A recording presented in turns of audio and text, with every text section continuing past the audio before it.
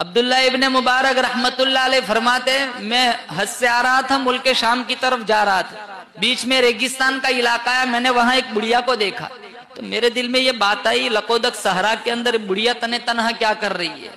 تو میں نے کہا السلام علیکم، تو اس نے قرآن سے جواب دیا سلام قولا من رب الرحیم۔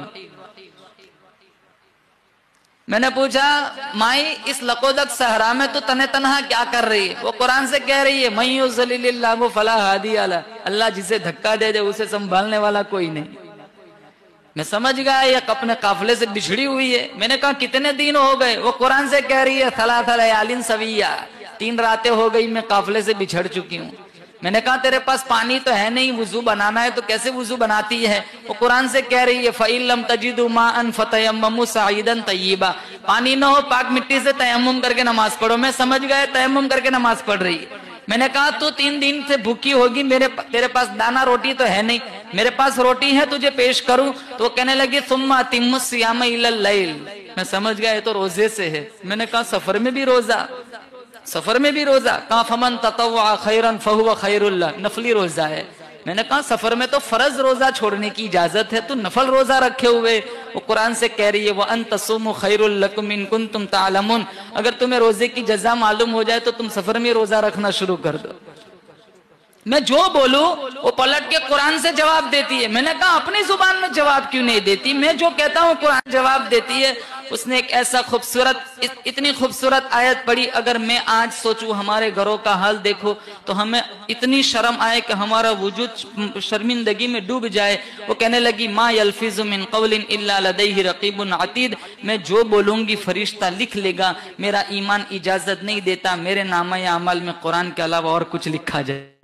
کہا تو کہاں سے آئی ہے، کہاں جانا ہے؟ کہا سبحان الذی اسری بعبدہ لیلا من المسجد الحرام الى المسجد الاقصى۔ عبداللہ ابن مبارک فرماتے میں سمجھ گیا یہ حج پڑھ کے آئی ہے، ملک شام کی طرف جانا چاہتی ہے۔ میں نے کہا تیرے پاس سواری تو ہے نہیں، میں اپنی سواری پر تجھے سوار کر دوں؟ وہ بڑی عورت کہنے لگی ارے فمن تطوع خیرا وما تفعل من خیر یعلمہ اللہ، تم جو کوئی بھلائی کرو گے اللہ دیکھتا ہے، اللہ اس کی جزا دے گا۔ میں نے اٹھنی کو بٹھایا، بڑھیا کو اس کے اوپر بٹھایا، میں نے ایڑ لگائی، میرے دل کی تمنا تھی بچھڑے ہوئے قافلے سے جلدی سے مل جائے۔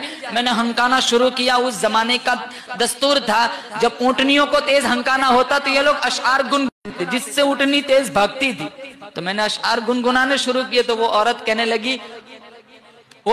لگی فقرؤوا ما تیسر من القرآن، اشعار کیوں پڑھتے ہو؟ قرآن نہیں جانتے؟ قرآن پڑھو۔ میں نے قرآن پڑھنا شروع کیا، میں چلتا رہا، پانی والا علاقہ ہے، وہاں کچھ لوگ بیٹھے ہوئے تھے۔ اس عورت نے جب ان لوگوں کو دیکھا ٹھنڈا سانس لیا، سورۃ الفاتحہ کی پہلی آیت پڑھی الحمدللہ رب العالمین۔